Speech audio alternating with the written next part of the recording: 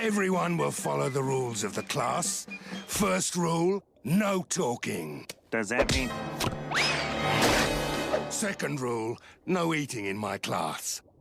Would anyone care for a bonbon? I'll eat one. Pick your favorite. How's it taste? It's a delightful taste sensation. No eating in my classroom! Cue the intro!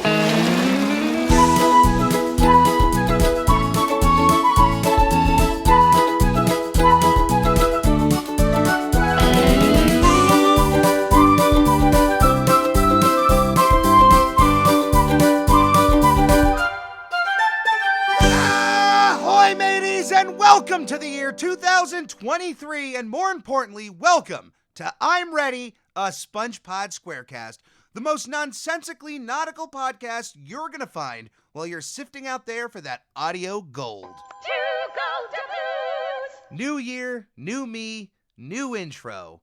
Might be cliche to say, but that's the energy I'm rolling with over here. I know that there are some out there who scoff at New Year's celebrations and even the concept of New Year's resolutions, but you know what?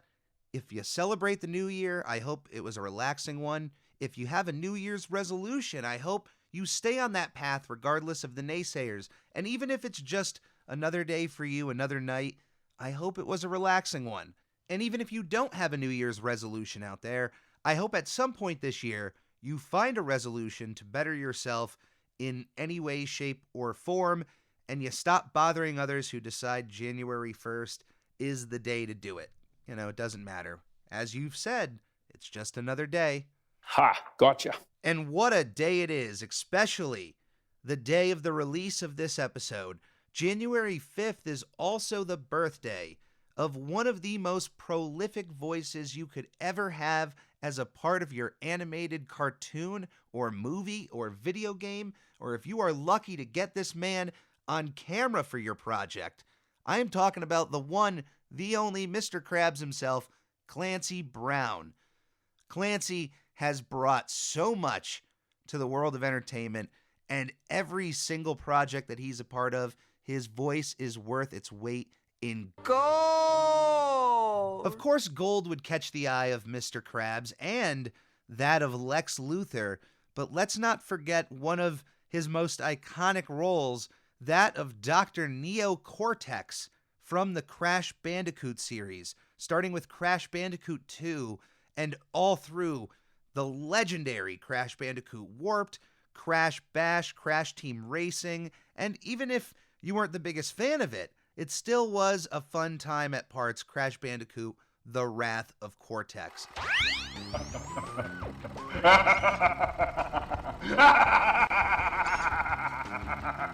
Yeah! And with that in mind, it's possible that instead of his voice being worth its weight in gold, it's worth its weight in crystals. Either way, however you want to spin it, happy birthday, Clancy Brown. Thank you for all that you've brought to the world of film, the world of television, the world of animation, the world of video games, and thank you for continually being a part of our lives. Even if you're playing some dastardly and evil characters, you're one of the best at it. And you're our Mr. Krabs. No one, and I mean no one, has even come close to capturing the essence of what Mr. Krabs is, this extremely cheap and at times evil character that is also one of the sweetest once you really look down upon him in a certain perspective. Thank you, Clancy. I hope it's a good day for you. A happy birthday.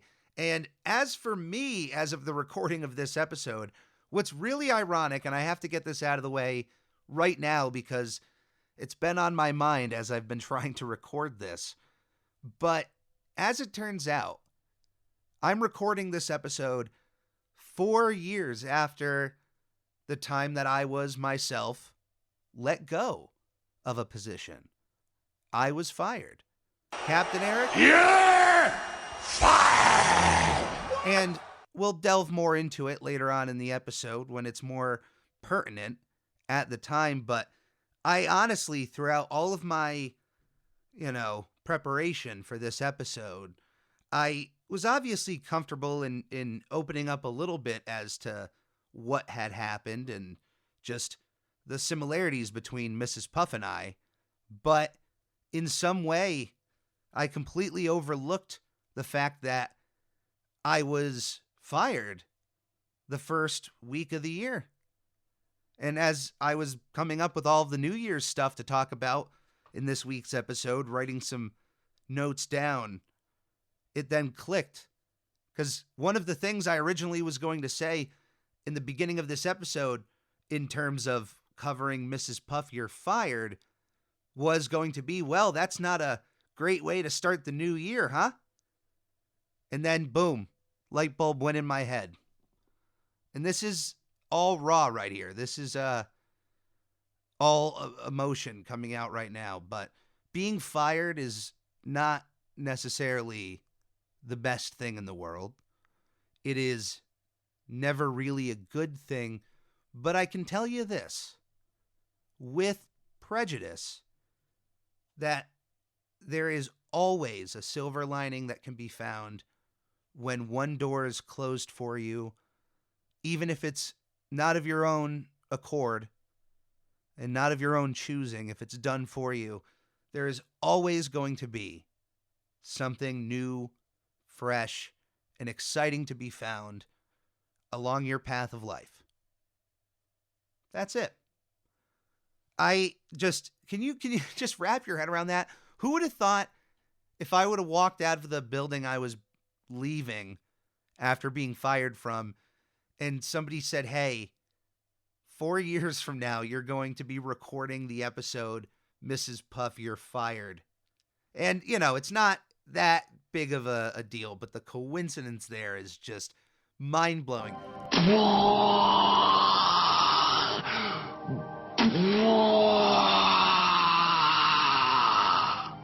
Mrs. Puff? You're fired! First premiered in Australia on March 13th, 2006, before premiering in America on April Fool's Day, April 1st, 2006. It is the second half of the 69th episode of SpongeBob SquarePants, and it was storyboard directed by Casey Alexander and Chris Mitchell, who wrote it alongside Tim Hill.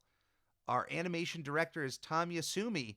Our technical director is Vincent Waller, and our supervising producer is Paul Tibbett. Yes! Oh my gosh! Right at the start of this episode, we are introduced to a new character, Mr. Fitz, who is the superintendent of schools and gives off a real Steve Buscemi kind of vibe.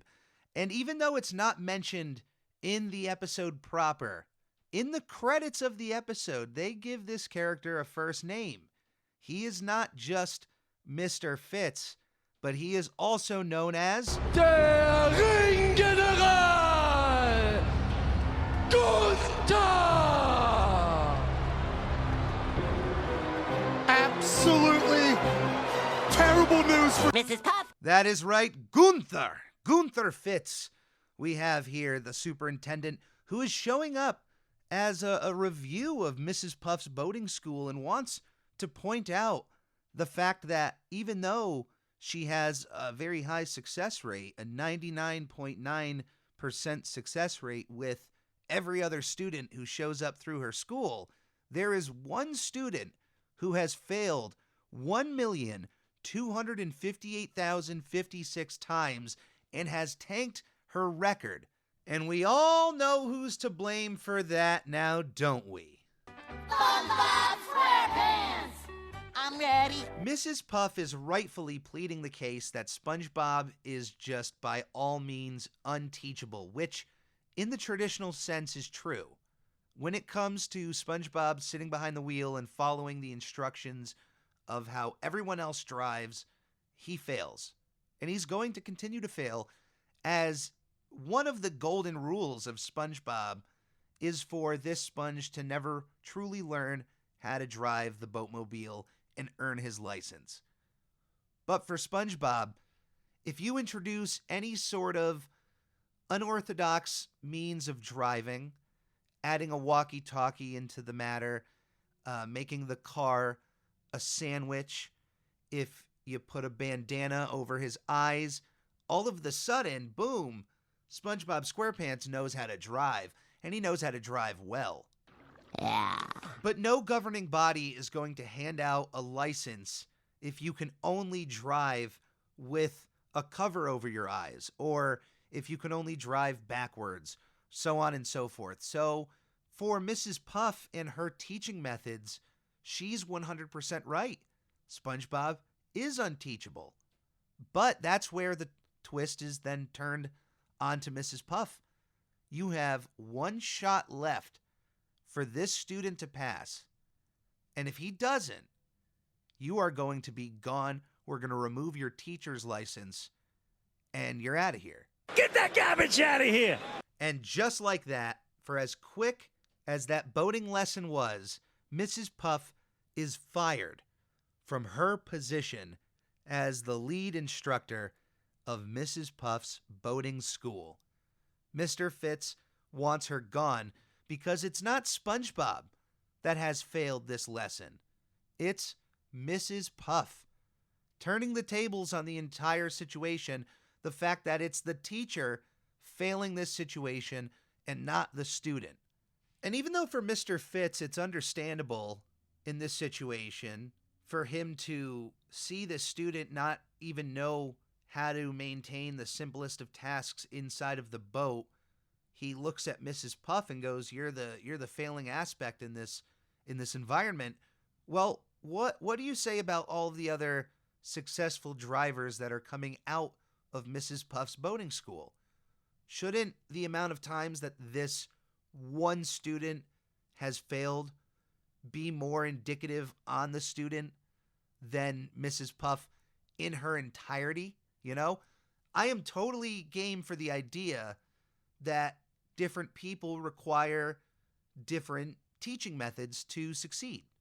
I would say I am one of those people who would notice the way that certain teachers would tackle the same subject and how engaged I was into that subject depending on the teaching method. So certainly, I'm not saying that SpongeBob is a lost cause and is unteachable across the board, but when it comes to the way that Mrs. Puff is going about teaching boating, which seems to be the correct way, SpongeBob is unteachable.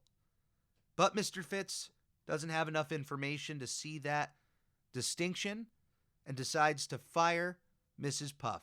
Get out of here. This is no longer Mrs. Puff's boating school. It is now boating school.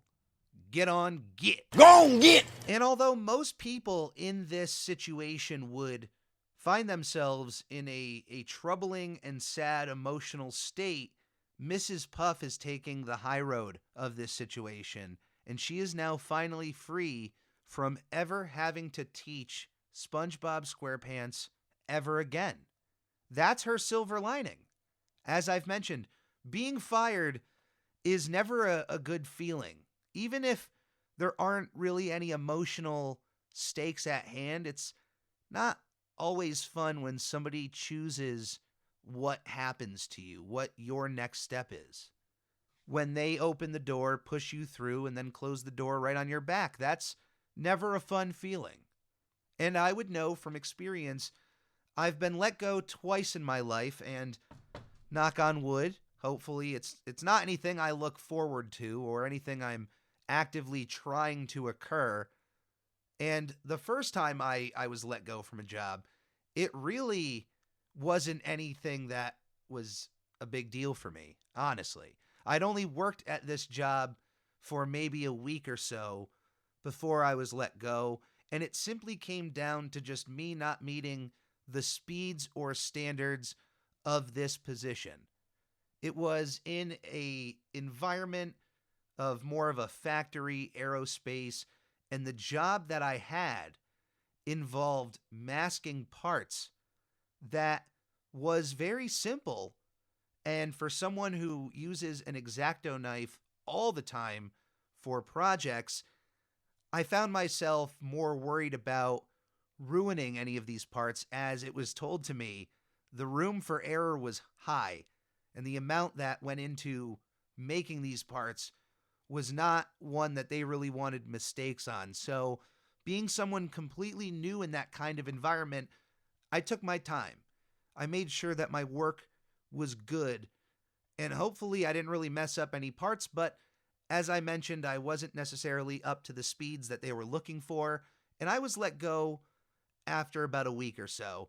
And it wasn't anything that held any sort of emotional weight other than the fact that I had one or two friends that still worked there who had gotten me the job, and having to go through that embarrassment of, oh, the rug was pulled from under me, can't be there anymore, sorry about that, guys. But other than that, for my first time being quote-unquote fired, wasn't that bad. It certainly, like I said, the embarrassment of it was certainly there, and the idea of somebody making that decision for me didn't really feel the best, but I quickly got up, dusted myself off, and moved on to the next chapters of my life. The second time I was fired was a bit more of a gut punch for me, with some emotional scars that are still felt to this day in some way or another. Ironically, I was a teacher in some form, just like Mrs. Puff, a teacher's aide to be exact, and was fired for both coming in early without permission and then lying about having said permission. Liars can't work with kids is a quote I don't think will ever leave my memory at all. It still rings in there to this day as something someone said on my way out of this position. I'll spare you the details and the drama, but I did have permission. I walked into somebody's office only one time in my career there for this permission, and I don't think they genuinely checked the cameras as I asked them to do. I can tell you, again with prejudice, that no matter how beloved you may be with your coworkers or those you are serving, someone within the power chain above you doesn't like you, all it takes is a little pull to break that link, and in some fragile environments like a school, it is best to just go and move on. I absolutely loved my job as a teacher's aide. I don't think there's a question that my presence was genuinely felt at that school and that I had made an impact during the time that I was there. And unfortunately, my time was cut short and the rug was pulled right under me. It certainly hurt. And as I said, there are certain parts of that that are felt to this day, certain levels of untrust. But I am proud of what I was able to accomplish during my time there. And there is one certain video in particular that I've been trying to make that is in regards to at least one of the arts and crafts projects that I was a part of in this school. And it's just one little window into the level of effort and love that went into my job. And I had a lot of pride for what I did there. Unfortunately, I'm not going to spill the tea on this situation here. I'm going to put that up in the cupboard for now, but just know that I'm doing okay. I'm on to bigger and better things in my life, new chapters, exciting projects, exciting prospects, and honestly, I'm happy to be recording Mrs. Puff, You're Fired 4 years after I was fired, pretty much to the day. The first week of January is not the best time to be fired. Let me tell you from experience. Goes on to new prospects for her, which we don't get to see in this episode. It's actually one of the subversions of this episode. You would think with Mrs. Puff being in the title, you would follow her a bit more. But we actually get to see what happens in the fallout of her firing. Gunther Fitz puts a new driving instructor in charge of the school, one of his best driving instructors, and a character that goes completely nameless through this episode unless you pay attention to the credits. Which, if you did, That's how you would get Mr. Fitz's first name, and you would also find out that the new instructor's name is Sergeant Roderick. Come get some! Whose strict and unorthodox methods and rules immediately evacuate the class, except for one student. Of course, SpongeBob. I'm not even going to act like it's anybody else.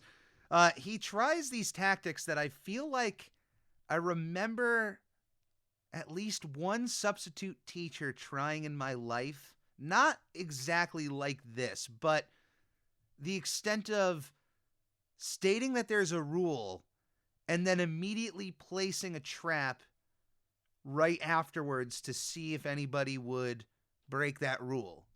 You know, I can't say that any teacher has ever offered me a chocolate bonbon. Any candy would have to be wrapped if it was ever offered. But the fact that he screams at someone for even asking a question once he states the rule of no talking and then says no eating. Does anybody want a chocolate bonbon? One guy decides, you know what? I'm just going to put caution to the wind. Let's see what happens here. Let's roll the dice. And he gets thrown through a second door after the first guy got thrown through. And it's very clear that none of the other students think it's worth learning how to drive if this is the instructor they have to deal with.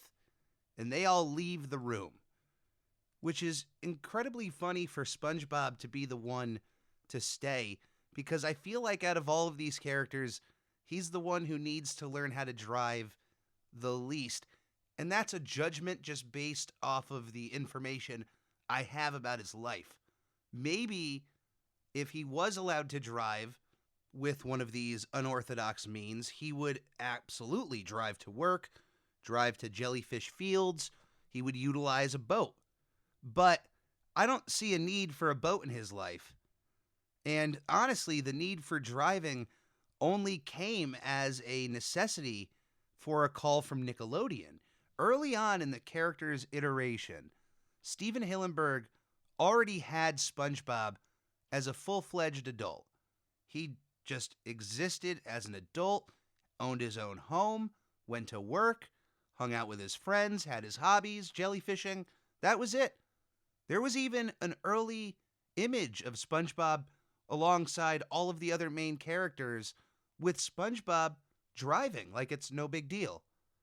And in a crossroads of genius, when Nickelodeon requested that the character still attend school in some form so that there could be these school-age stories they could tell, like homework and bullies, they brought out the idea that SpongeBob now doesn't know how to drive and is attending boating school to learn how to drive, which is ingenious. It necessitated a need from the network and also brought alongside an entirely new character and environment with a new quirk for the main character itself.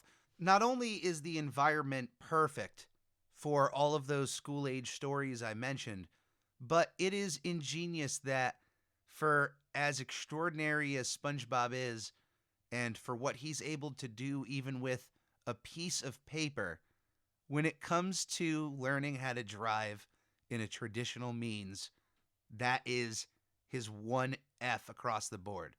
One of the best fry cooks to ever exist, underwater or out on land, is able to do extraordinary things inside of a box with a piece of paper. His imagination is bar none one of the greatest.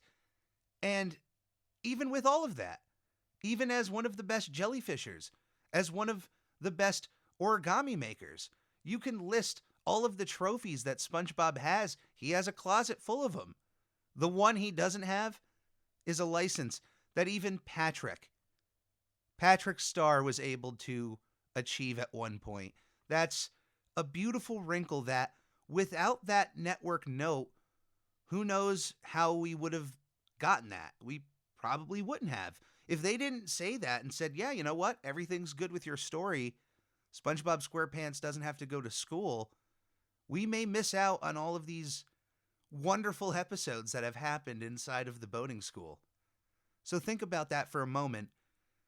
the next time if you're in a creative environment where someone above you wants to make a creative change, instead of just saying no and being staunch, see how you can change things to work in a creative way. Sometimes you may end up finding more gold going down that path than you would on your own.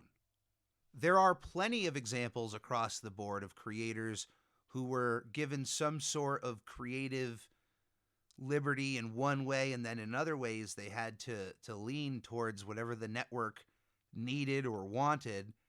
And in that kind of middle ground, they were able to find something that was better than if either side just had full range. So, just remember Mrs. Puff's boating school the next time you're at one of those creative crossroads.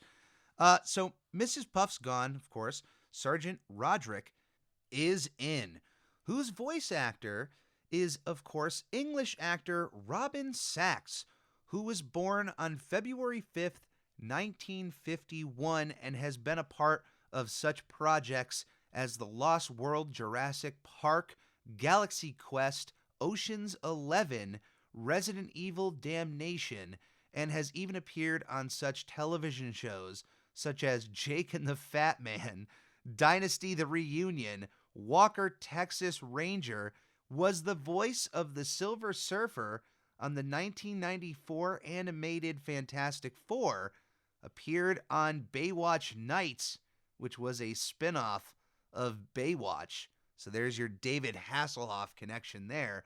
But also was, of course, Sergeant Sam Roderick in SpongeBob SquarePants. Another little wrinkle there of the character that we learn from the credits. If you are a video game fan out there, you may remember Robin Sachs' voice appearing in such games as Star Wars Knights of the Old Republic, Dragon Age Origins, Mass Effect 2, Mass Effect 3, and Kane & Lynch 2 Dog Days, which was one of my guilty pleasures of the Xbox 360 era.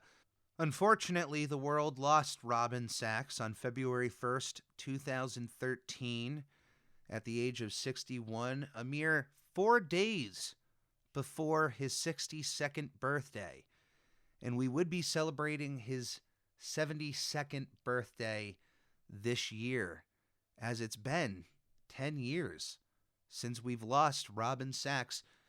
And I just have to say, for a character that only makes one appearance in the entire run of SpongeBob SquarePants, Robin and his voice helped make this character pretty iconic for a one-time, one-off character.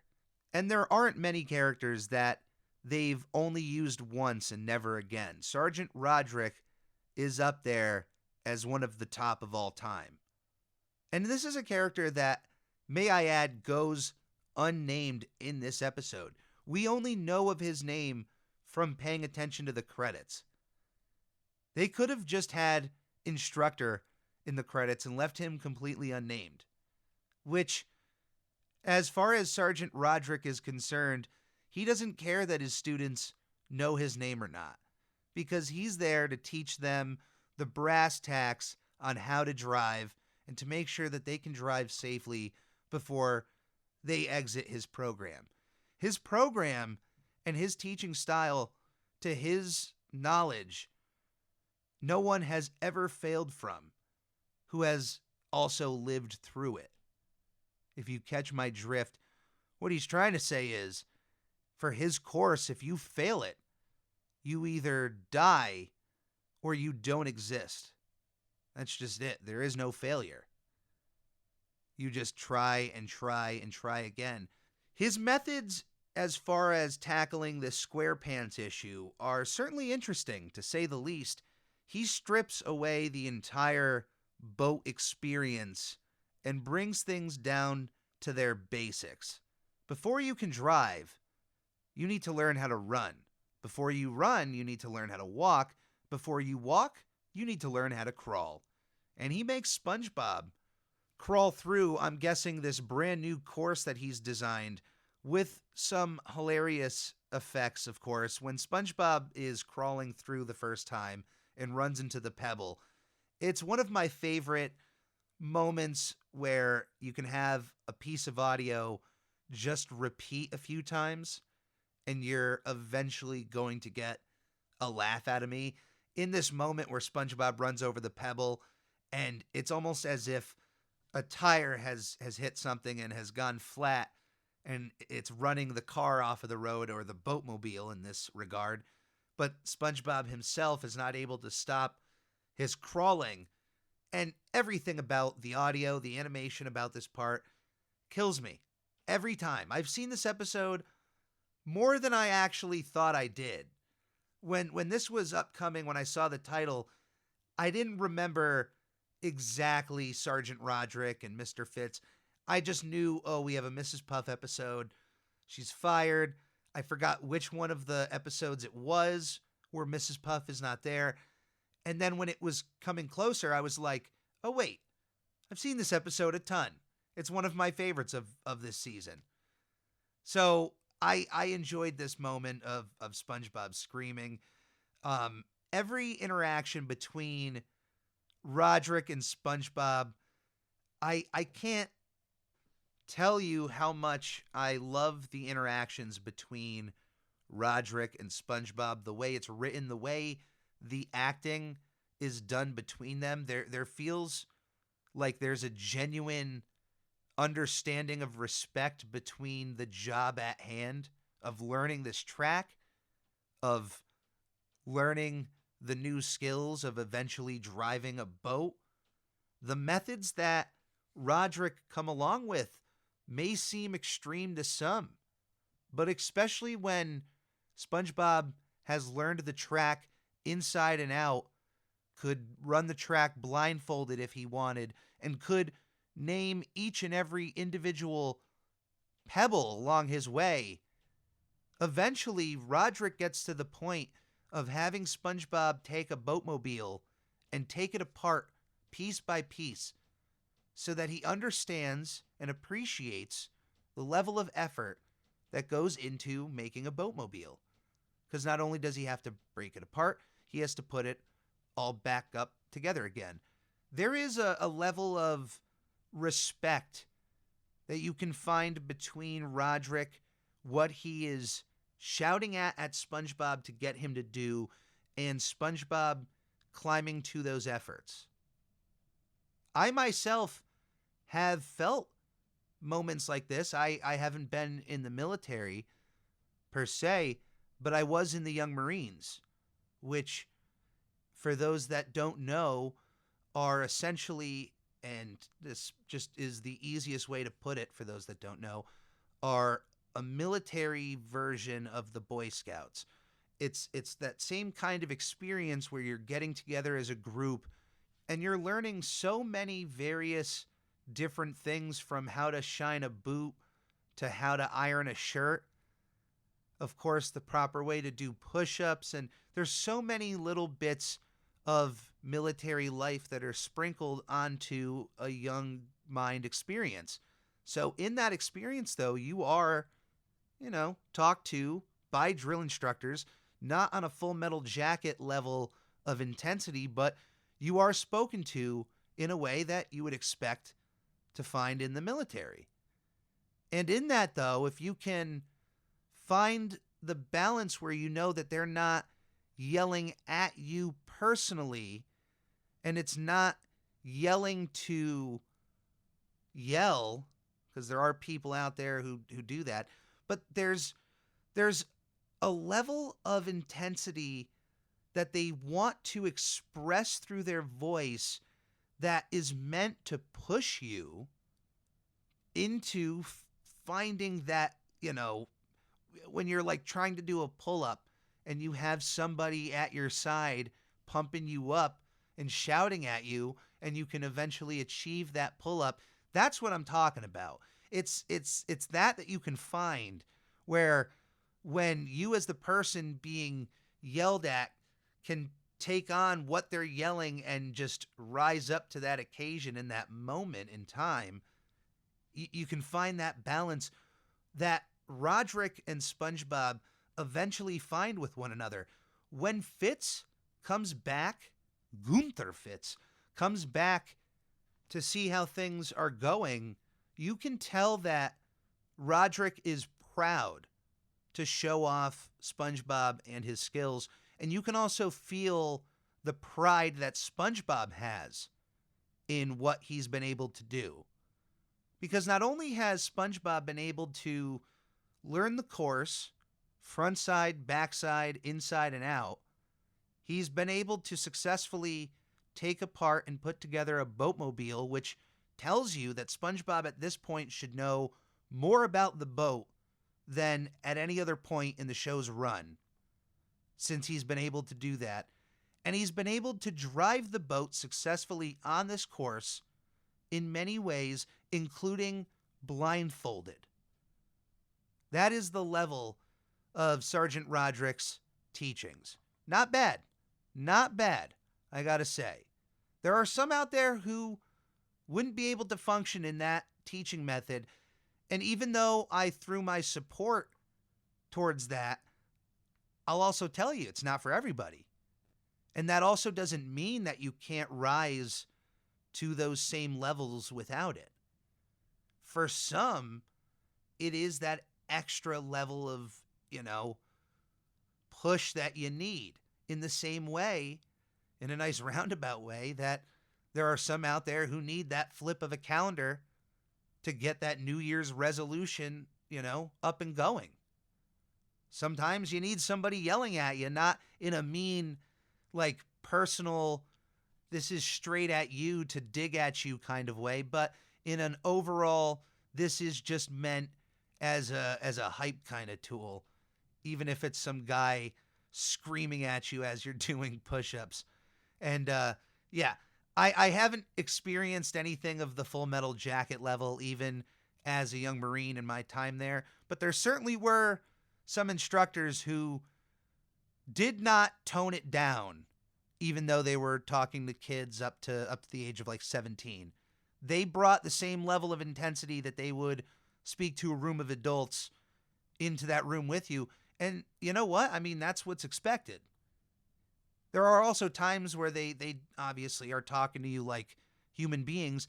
Wonderful experience I had with that organization.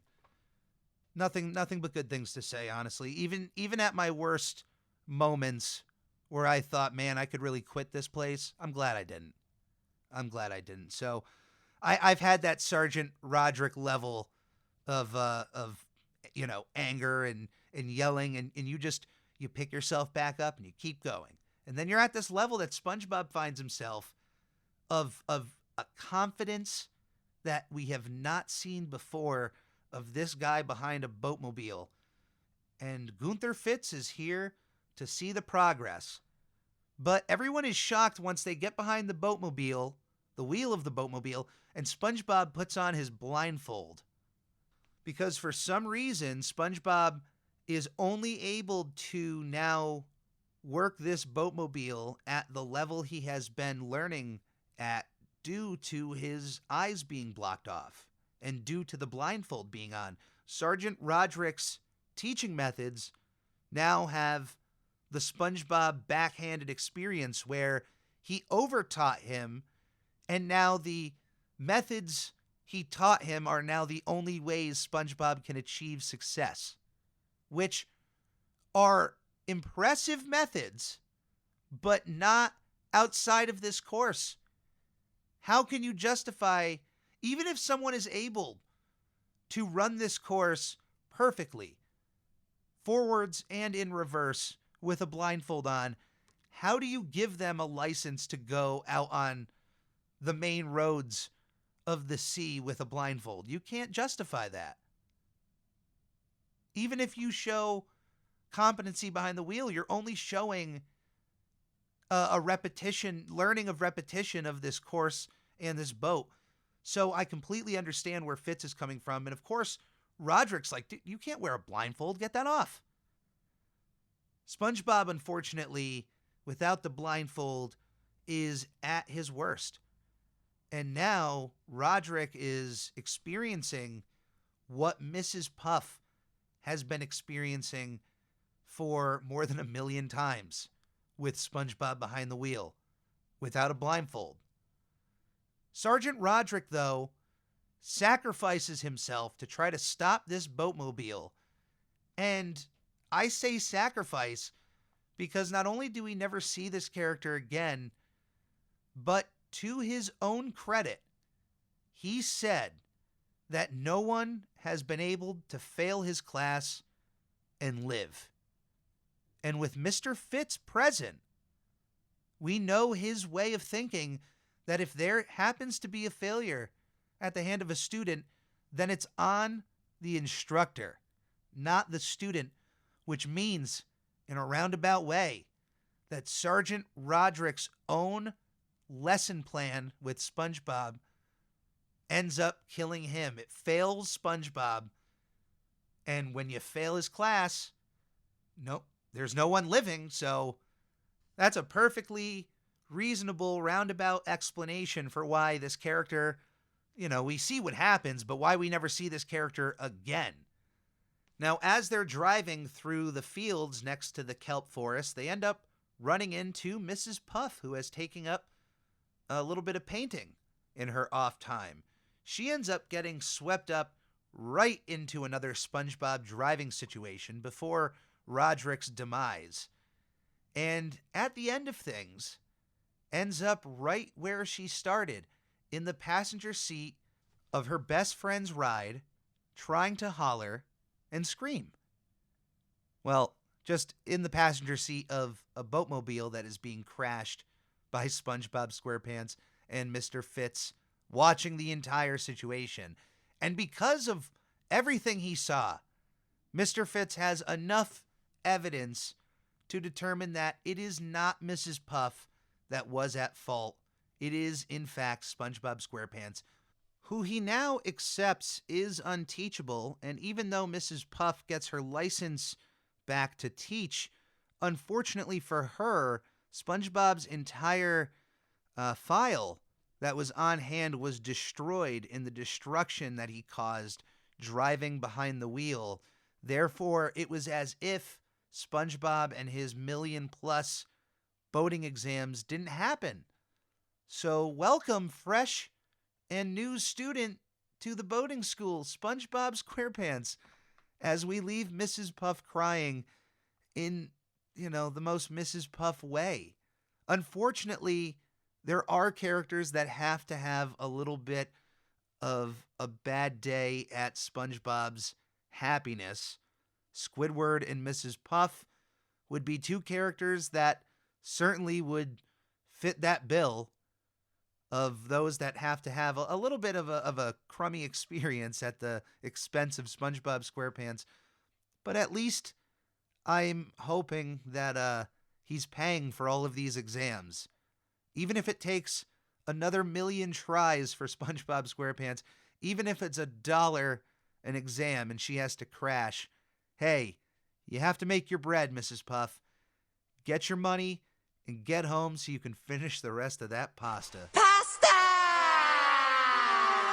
Life throws a lot at each and every one of us, and we're all constantly turning corners without any knowledge as to what is going to be on the other side. There's always a hope that it's a positive experience, but there's always a chance that it's not. And you may find yourself down a negative path, but just remember, no matter how much you've been walking on that path, there's always a chance for there to be another corner for you to turn. And the only way to know when that's coming up or where you're going to find it is for you to keep going. So even if you find yourself in a situation like Mrs. Puff, like myself, where someone pulls the rug right from under you, a nice little metaphor of being fired. Somebody pushes you down off your path, down a path you didn't expect. Oh no, someone turned the corner for you. Don't turn around and try to force yourself back. Just keep moving forward. Eventually, you will find your way. And even if it's back in the same place you started, you still may bring yourself new experiences back with you, like with Mrs. Puff and her painting. I didn't know that she was that much into painting, and now I do. And now she probably learned some new techniques that she has with her as she's restarting her boating school experience. So never get too discouraged when something dire like a firing happens to you. Just pick yourself back up and move on. And with that, ladies and gentlemen, members of the Ready crew, is going to be it for this week's episode, which has been a doozy. It's been a lot to get through, and certainly trying to bring up and talk about traumatic experiences in a manner like this isn't the easiest, but for those of you out there listening, for those on the Ready crew, you're worth it. You're worth it for this kind of content. You're worth it for this podcast, for everything SpongeBob related. And I can't thank you enough for being a part of my year. We recently hit 420 subscribers on YouTube and counting. So thank you to the OG 420 crew here on the SS I'm Ready. And welcome aboard. If you find yourself stumbling across this podcast and you're listening to my voice at this point, then do yourself a favor and either scroll down and hit the subscribe button on YouTube or click on the Captain Eric YouTube link in the podcast description and click subscribe. Hit that bell if you'd like to or not, but I understand not wanting to be bombarded with every single notification of every single content creator. I get that. If you'd like to know whenever I put something out, hit that bell if you're so inclined. But slap that subscribe button with all of your might, and let's have some real fun this year. As my internet, as of today, was upgraded, I am now able to live stream with no problem in any moment's notice. And within the oncoming weeks, I'm hoping to at least live stream with you guys once a week to either watch something together, play something, Jackbox, drawing, anything that gets just a community level together. Nothing that has to do with money, but just fun. I love you guys. Thank you for being a part of my life, and thank you for being a part of the Ready crew. If you would like to write into the show, any questions, comments, suggestions, you can do so by emailing me at spongepodpodcast@gmail.com. You can also follow Captain Eric on Twitter at I'm Ready Podcast and on Instagram at SpongeBob Podcast. You can also, as mentioned, subscribe to the Captain Eric YouTube channel. And if you are inclined to want to support the Captain in a monetary means, then you can click on that Redbubble link where you can find yourself Captain Eric logos and other pieces of art that you can put on a multitude of different products. Anything that comes in from my projects go directly back into my projects. And as always, it'll be tremendously appreciated. Thank you for being a part of my year, and let's make this one even better than the last. As always, please stay safe, be kind to one another, and come aboard again to another episode of I'm Ready, a SpongePod Squarecast. Did I pass? Well, if there was a destroy the city part of the test, you would have. The nerve of some people. Sorry, SpongeBob. You failed again. Even our finest instructor could not teach you. Mrs. Puff, you're hired again.